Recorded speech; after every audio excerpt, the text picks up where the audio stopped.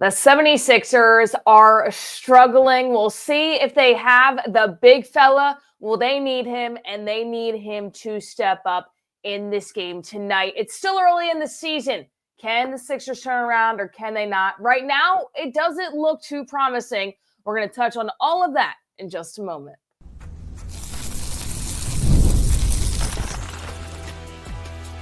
You are Locked On 76ers, your daily Philadelphia 76ers podcast, part of the Locked On Podcast Network, your team every day.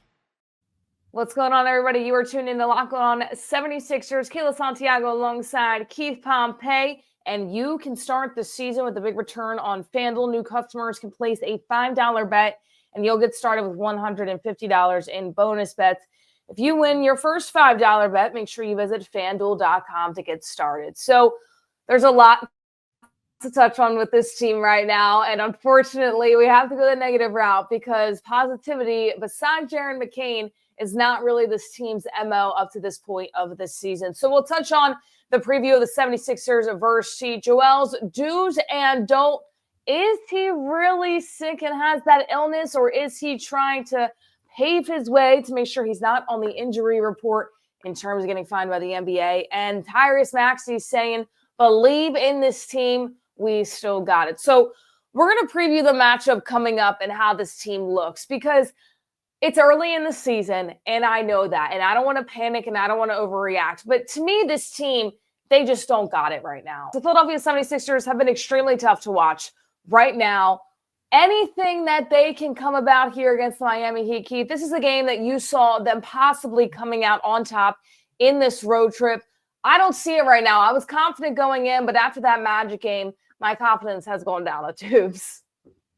Yeah, I mean, it's one of those things. Here's the thing that I look at it. So the Sixers are well rested, and they played on Friday. Miami is coming back from a back-to-back, coming from where were they? They were in Indiana, and Jimmy Butler, we still don't know the status. Like yesterday, he was listed as questionable, and then he was downgraded to out.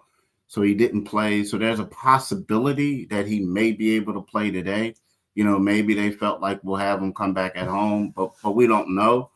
The one thing is I feel like, the Miami Heat, the thing that kept them in the game yesterday was the fact that they made threes, that they shot pretty well.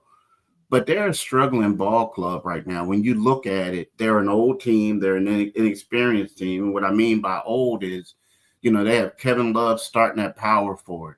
Inexperiences, they have Hayward Highsmith right now starting at small forward in place of Jimmy Butler.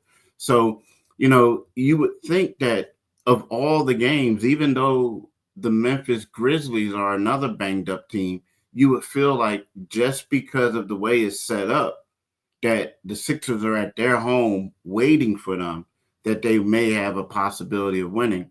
However, the one thing that I will say is, and the thing that gives you pause, is the 76ers have not found a way to avoid scoring droughts in the second half. Yeah. The last game that they played, they went over 6 minutes without scoring a point. They were up at that time before it happened by 8, and then they ended up losing, the game. So, right now they have to show us that they can produce play consistent basketball for an extended period of time. And so far, they haven't been able to do that.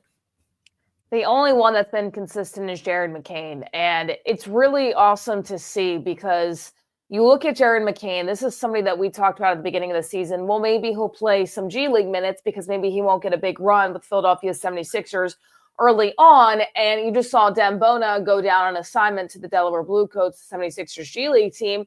And some people might say, oh, well, that's tough. It's actually a good situation for him because now he gets to play and develop and be on the court with these guys. And we thought, okay, maybe in the beginning of the season, the same thing would happen with Jared McCain. And right now, he has been the only consistency for this team.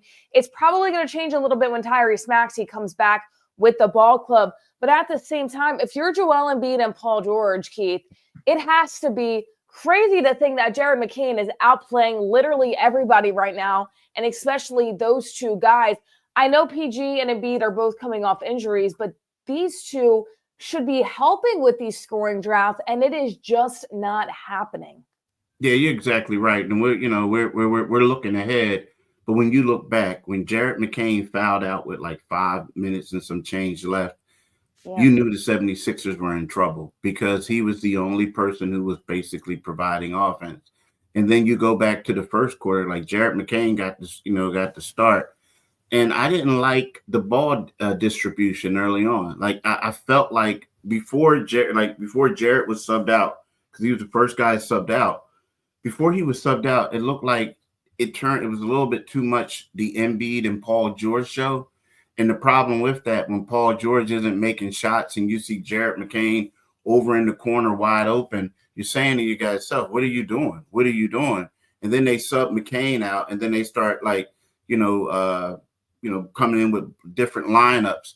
And then McCain became the offensive leader. But at the same time, you're right. You're not seeing it. And Paul George, he's had 2 solid games, 2.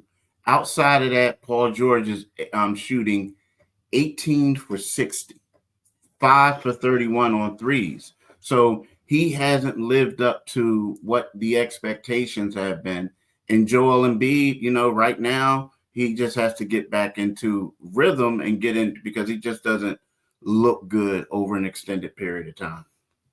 Numbers don't lie, people. Those numbers do not lie when you're referencing especially Paul George in that situation. So clearly the 76ers are going to want to force the duo right now of Paul George and Joel Embiid. Those are your 2 stars coming out. That's the guy you paid for in Paul George. Joel Embiid is your franchise player, and Tyrese Maxey right now isn't in the lineup, but looks to be coming back soon, shortly as well. At the same time, though, I don't understand how you can force this duo to happen when it is just not happening. And this is something that we have continued during this season. Okay, well, where's the chemistry going to happen? Are they going to figure out how to play with each other? Well, it was not on my bingo card that Jared McCain was going to be the leading scorer of this team right now with Paul George and Joel Embiid on the floor. That was not on my bingo card. So I think they're all trying to get used to it at this point. But you have to feed the guy that's working because you can't just rely on Paul George and Joel Embiid. You look at the stats from that game against the Magic. 3 players in double figures, and Paul George only had 13 points. That's not going to work out if Joel only has 20, and then your leading scorer is Jared McCain on the night with 29. So it has been a struggle bus for the Philadelphia 76ers, and it's about time they start figuring this thing out. Now, there's other teams in the league right now that are struggling. We've seen the Mavs a little bit, the Bucks, the Miami Heat. It's still early on in the season, but something's not clicking with this team right now. And the only thing that's clicking is Jared McCain. This could be a chance for the Philadelphia 76ers to be able to get some momentum going. But at the end of the day, Keith, it's all going to rely on the play of Joel Embiid because that's the player that they're going to focus things around. Yeah, it does. And even it all relies on him. But the one thing, that question you got to ask yourself is, can Jared McCain and Tyrese Maxey coexist long term? And the reason why I'm saying that is it's like, they're both 2 smaller guards, right? They're both like right now, Jared McCain has been the leading scorer over the last 5 games. So they're both scoring guards. And when you have a team with Paul George and Joel Embiid on there, the question is, can they coexist long term? Because it comes to a point in a perfect world, even though Jared McCain is balling out, you're going to say, well, we don't need 4 elite scorers in the starting lineup. We need someone coming off the bench. So that's the major question. Then also defensively, how are we going to look defensively? Are we going to have somebody able to stop them? So yes, it's all about Joel Embiid, but the Sixers have to figure out what are they going to do moving forward? Because Jared McCain, like you said, wasn't a guy they accounted for. He just showed up and arrived and said, look at me, I'm a scoring threat. So how is this thing going to work out? That's the question. And I'm going to give everybody my answer later on because this is such an interesting topic to go off of because clearly your big trio, your big 3 coming into this season is Tyrese Maxey, Paul George, and Joel Embiid. Where does Jared McCain fit in that equation when all of those guys are playing and all of those guys are healthy? Well, Tyrese Maxey says he still believes in this team. So what does that mean? Does he believe in Jared McCain and it working, or does he believe in the team being able to get out of this rut and this hole? We're going to touch more on the McCain and Maxey duo in just a moment, a little bit later on. But we have to talk about everything that's making the headlines right now. Joel Embiid, is he going to be on more of a minutes restriction coming in? Is the illness really there? What is he trying to get away from the NBA fines? There's a whole lot of drama happening now with the process, and we have to touch on it, and we will in just a moment. Before we get to that, we have to tell you about BetterHelp for Locked On 76ers, sponsored to you by BetterHelp. We can all feel overwhelmed in our daily lives, whether big or small, and go through some things as well. Sometimes it's just good to have somebody to talk to. Empowers you to be the best version of yourself. You're thinking of starting therapy, give BetterHelp a try. It's entirely online, designated to be convenient, flexible, and suited towards your schedule. Just fill out a brief questionnaire online to get matched with a licensed therapist online and switch therapists anytime with no additional charge. Overcome your fears with BetterHelp. Make sure you visit BetterHelp.com/LockedOnNBA today to get 10% off your first month. That's BetterHelp, HELP.com/LockedOnNBA. All therapists are licensed, accredited professionals. BetterHelp allows you to connect with them in a safe environment and convenient as well. So make sure you go check out BetterHelp today.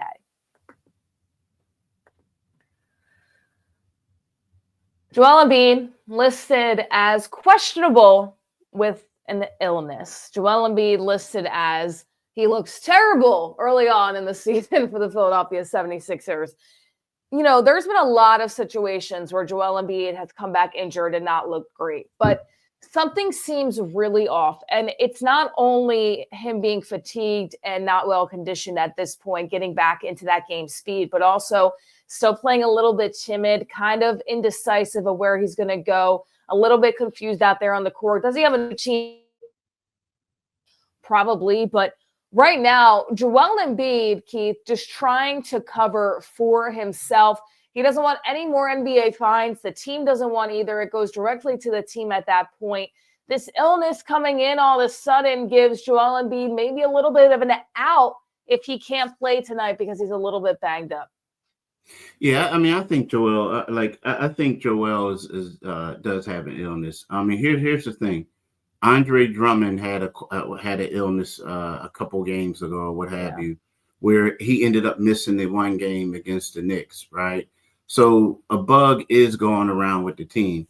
Now, typically what happens is that, when there's something like an illness, what you do is you say, okay, well, you're going to have some fluids, you're going to do whatever you can.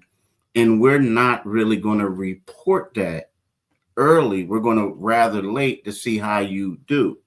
But as far as like the situation with Joel, we forget last year when he was injured and he messed up his knee against the Indiana Pacers game last year on the road. All of a sudden, he wasn't listed on the injury report heading into the next game. And then all right before the game, he did not play. So I feel like this is one of those things where, okay, we're going to put this out here, put it out early. The hope is that he plays, but just in case he doesn't, we don't want to get any repercussions or get fined because of people saying we weren't being as transparent. So I think that's what it is. And the thing about Joel, for my time covering the team, like how many times has Joel been listed on the injury report and got to a point where people were like, man, we ain't worried about it. He's going to play. He's going to play. So typically when it says for Joel, that means probable a lot of times, right? But the only thing that looks bad is it just looks bad right now from semantics. I mean, from perception wise, is because people are looking at this like, bruh, you missed the first 9 games. Then you came back and you played 1. And then you had to do load management. So then you came back and played another game. Now all of a sudden you're listed questionable against Miami. So it just doesn't look good because the fans are getting a little frustrated because this guy isn't playing. And, he's making money. He's supposed to be the franchise and he's not playing. So I think that's where people are getting upset. But I do expect Joel to play. And the reason why I expect him to play is because if he doesn't play also, I think that he knows that some people in the fan base are going to like, really, dude? Really? A cold? You had a cold and you didn't play? Michael Jordan had a flu game. You know what I mean? Like, you're supposed to be the GOAT. So I do expect him to play today. Yeah, where's the days of MJ, Kobe, RIP, and LeBron, where they just played literally through anything. I mean, Kobe literally popped his Achilles and then said, no, wait, I'm going to still go take free throws before I go out. And then his finger was completely dislocated. Somebody pops it back in. He says, all right, I'm going to go play basketball. I'm all good. Where were those days, people? Because sometimes they don't exist no more. But I think the other frustrating part with Joel Embiid is not only that are the fans sick of him kind of going back and forth saying, okay, well, you were out for 9 games. Now you're not playing. Now you're an illness is coming in. And, I expect him to play as well, but also just the lack of his play at this point. If he came in and he was dominating early on and you saw some progression from that Knicks game to the Magic game, you say, okay, well, all right, Joel may be sick, maybe need some rest to get better, but he just hasn't looked good. Now, granted, I do understand that it's still early for him in his season, so he's getting used to the game speed and it is taking some time, but Joel Embiid's got to play at the end of the day. Now, if there's a real illness there and if he's really down bad, then of course you don't necessarily want him to play. And the bugs for the 76ers always seem to go around at the literal worst time that they possibly could happen throughout season to season. But I think right now this team lacks identity, and that's something we've touched on consistently. Their only identity has been Jared McCain at this point is bowling out, but team identity has not been there. What does that not only say about Joel, but how does that affect, we talked about the fans, how does that affect the rest of the team? They're all professionals. They're all NBA players. I get it. But this team has gone through different and so many different lineups at this point. Paul George being in, Paul George being out, Joel in and out, Tyrese Maxey in, then him getting hurt. So if you're Joel Embiid right now, I mean, you have everything you can do to play up until that December 3rd and 4th time when there is a back-to-back, because this team has not found it. They don't have it right now. And you don't want to dig yourself too much into a hole before you get into later on in this season, because we've touched on it consistently. You want to be in that top 3 echelon of seeds right now. And this team doesn't even look like it's going to make the play-in at this point if the season were to be decided at the end today. It's not. We have a lot of time, so there's no point to panic right now. But Joel Embiid, whether he's playing well or not, he's going to be able to make this team better, Keith, and he's got to be out there on the floor. Yeah, he does. He does. And you know what? The second game, he looked much better in the first half. I mean, he looked like old Joel in the first half. But then in the second half, he said he didn't have any legs. It looked like he ran out of gas, actually.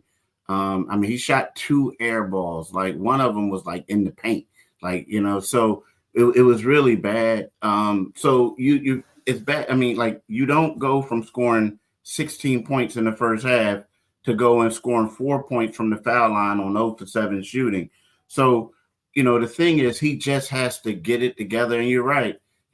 This team has had 2 different identities. The first identity was Tyrese Maxey running up and down the floor, scoring a bunch of points, but he couldn't carry the team to victories. Besides that one, he did get one. And then after that, you're right, it's Jared McCain being like the star player out while he's on the floor with stars. So it's crazy. They do have to get it together. And like you said, it all comes down to Joel Embiid. They need Joel Embiid to be the guy.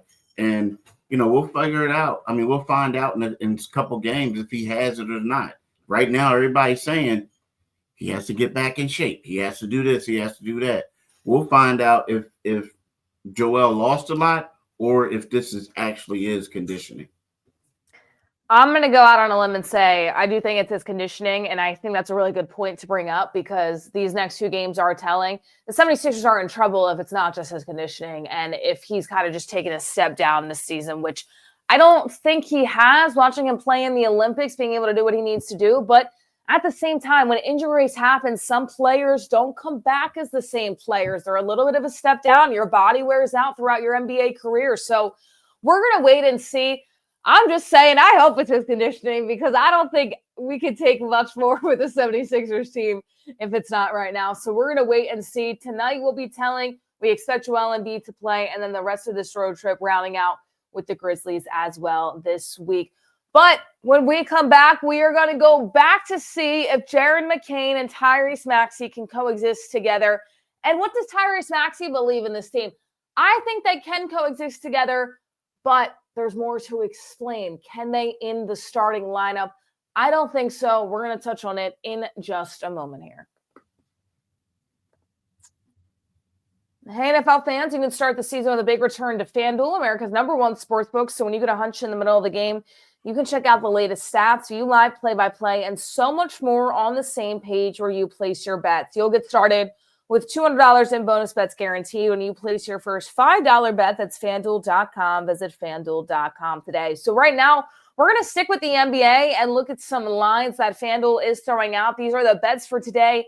And keep in mind, these will change throughout the day and throughout the week. So make sure you are able to go over to FanDuel and place your bets of what you think is going to be the best bet to place. Orlando Magic -2 favorites right now over the Phoenix Suns. The Magic able to take down the Philadelphia 76ers in the last game. FanDuel thinking they can get another big victory. So be sure to go check out FanDuel today. You won't want to miss your opportunity to place these bets. It's not just the NBA. It's the NFL, the NHL, college basketball, and so much more. FanDuel is America's #1 sportsbook. Be sure to visit FanDuel today to place all of your sports bets, because there is no better place than FanDuel.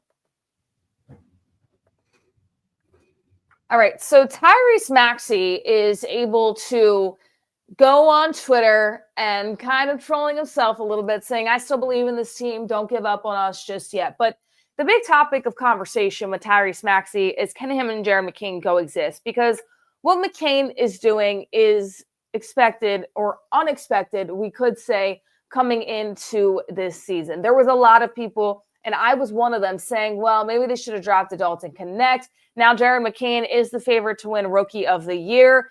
Maybe the steal of the draft we're starting to look at. That's how it looks right now early in the season. But the question mark is, are Tyrese Maxey and Jared McCain a little bit too similar to play next to each other with Paul George in the lineup? I don't think that they are. The defense lacks a little bit for me with those two in that lineup. But I do see is them playing together in different rotations. What I don't see is Jared McCain being in that with Paul George on the floor. I think that you lose a lot of bench depth if you start Jared McCain, Tyrese Maxey, and then end up putting Paul George at the 3. I think Jared McCain is a little bit better suited to come off the bench with Tyrese Maxey back in the lineup. Now, with that being said, I can see some rotations where Paul George is on the bench and they play Tyrese Maxey and Jared McCain together even late in the game. But you need some spark plug off the bench. And Jared McCain is much more than a spark plug. He just doesn't come in to give energy, but he can score. He can do a lot of different things that the Philadelphia 76ers realistically in quite some time, Keith, have not had on their bench. And that is something that they need going forward if they want to dig themselves out of this hole. Yeah, the only problem that you have, this is the dilemma. You have a guy who's basically been carrying the team the last couple games. You know, he's averaging 28.5 points over the last 4 games. He's putting up stats and numbers that we haven't seen in a long time. I mean, you know, like out of a rookie guard. So it's one of those things. Does he deserve to start? Yes. Is it a small sample size, and you can argue that, you know, things may balance itself out? Of course. But the problem is, like what you allude to, I mean, he deserves to start. But the problem is Maxey is more athletic than him, right? So we're not going to argue that. But they're similar players outside of that in regards to that. Now, you might say that Jared McCain is what you could do is you could take Jared McCain and make him the point guard, because 34 and 10 is nothing to sneeze at, and he's been getting more assists than anyone else. And then you can slide Tyrese to the 2. Well, now you got 2 6'2" guards out there who basically aren't really good defenders. So how is that going to impact you, right? My thing is, and also when we talked about in the first segment, it was one of those things where Jared McCain really wasn't getting the ball early on. So when you bring Tyrese Maxey to that equation, you think they're going to pass him the ball? Like as much as they want to, it's going to be all about the three all-stars. So that's the problem that the 76ers have, right? And it's a good problem, but it's not a bad, but it's a bad problem also. Now here's the thing. So you say to yourself, if you're a fan, well, one of them has to go. Like when we think long term, you got to get rid of one of them. Well, you're not going to get rid of Maxey, and you're not going to get rid of Jared McCain. You're just not. I mean, it's just something that they have to figure out. And the thing that you're saying makes the most sense. It's one of those things where you look at McCain, and then it's probably going to be, look, I know you deserve to start. I this and that, but right now you're going to prop in until we get this defense and stuff together. You're probably going to have to come off the bench. Yes, it's not ideal, but having you out there is not ideal either. Now, the problem is for the Sixers, they're ranked last in points per games. They're ranked last in assists per games, and they're ranked last in field goal percentage. So they have a lot of problems, but defensively, they can't make stops. So they have a lot of problems going on that's bigger than just those two. And throughout this season, we've seen so many different rotational lineups, Nick Nurse trying new things. So it doesn't go to say that maybe Jared McCain, when Tyrese comes back, starts coming off the bench. And then Nick Nurse is like, all right, well, let's try things out with Jared McCain in the starting lineup. I think this is going to be experimental as the season goes on. But to me, and this might sound crazy, Jared McCain has a better chance of winning Rookie of the Year, which she's projected right now ahead. Now it's still very early, but he has a better chance winning Rookie of the Year coming off the bench than in the starting lineup. And I say that because if he goes to that starting lineup, he's now your fourth option for scoring. He's not going to put up the same numbers regardless once Tyrese Maxey comes back, but he has a better chance of putting up big numbers coming off the bench and being a leader of that second unit than he does in a lineup with Tyrese Maxey, Paul George, and Joel Embiid. He's just not going to be the premier scorer in that situation. Now, we're not the coaches. We're not Nick Nurse. Maybe Nurse is saying, you know what? No, Jared McCain has deserved the starting spot. He's going to stay there. But I think right now you're going to have to try out a lot of different things. I mean, Jared McCain wasn't playing at this high of a clip when Tyrese Maxey was in the lineup. Does Nick Nurse maybe try to start that out right off the bat, see how it works, and then puts Jared back on the bench? It's a lot of different things that could happen. But I will say Tyrese Maxey tells us to believe. The one person I believe on this team right now is Jared McCain. He is the only one keeping the faith for the Philadelphia 76ers. So I'm in agreement with you in the sense where I just don't see Jared McCain really fitting into that starting lineup. And the better numbers to me come if he's able to lead that second unit. Now, the big thing here is if he's in that second unit, does Kyle Lowry do the ball handling? Is it more of Jared McCain? Is it more of them kind of going back and forth? Where do you see him fitting in that second unit if that's where he ends up being when Tyrese comes back? I mean, I think Jared McCain has to have a ball in his hands. I mean, there was a couple of plays that he had last, 2 nights ago. One in particular, when he was on the break, he brings the ball up. He's dribbling between people. Next thing you know, he kicks it out to someone in the corner, and then he sprints to like the 3-point line, and they swing it right back to him, and then he fires up the three. I feel like, right now, Jared gives them, the best chance when he has the ball in his hands. The same thing about when you talk about Cleveland, you talk about the Knicks, especially Cleveland. Jared was the guy who was basically, they said, okay, you got the ball. You're going to be the one in charge. So I feel like, right about now, and that's not a knock against Kyle or anyone else, it's just that they're getting a little bit older. Jared is in the prime. He needs to touch the ball. He needs to initiate things. And until teams figure him out and slow him down, if they do that, then, yeah, you might want to take it out. But, right now, Jared is just, to me, is the best option that they had. Well, teams still haven't been able to figure them out. And for the 76ers, they hope they keep it that way. Before we send things off here, Keith, let's do a score prediction for the game tonight. I'm going to go one with Jimmy Butler or one without Jimmy Butler. I think they win without Jimmy Butler. I'm going to go 105 to 100 without Jimmy Buckets. If they have Jimmy Buckets, I think the 76ers fall in this game 115 to 105. Where are your thoughts at? I know you were confident about this game out of all the contests on the road trip for the Philadelphia 76ers. I think it's going to be a low-scoring affair. I hate to say it. The Sixers, like they had 86 points this last game. Oh, my gosh. Don't remind me. You know what? I think it could be the Sixers ranked last in points per game, too. Wow. I don't know. I think the Sixers could win it maybe like 101 to 98 or something like that. Or, I think it's going to be an ugly game. I do. But, again, I'm kind of like you. That was the one game that I felt they could win. But, it depends on how they shoot the ball and how they play down there. You know what I mean? I hope they didn't have too much of South Beach having 2 days off in there. So we'll see. Listen, a low-scoring affair. If they come out with a victory, a win is a win. That's all I'm going to say. They need to get another win in that column, only 2 so far in the season. So the Philadelphia 76ers, they are back in action tonight at 7:30 p.m. on the road in Miami against the Heat. Well, thank you all so much for tuning in to Locked On 76ers. For Keith Pompey, I'm Kayla Santiago saying so long, and we'll see you all next time.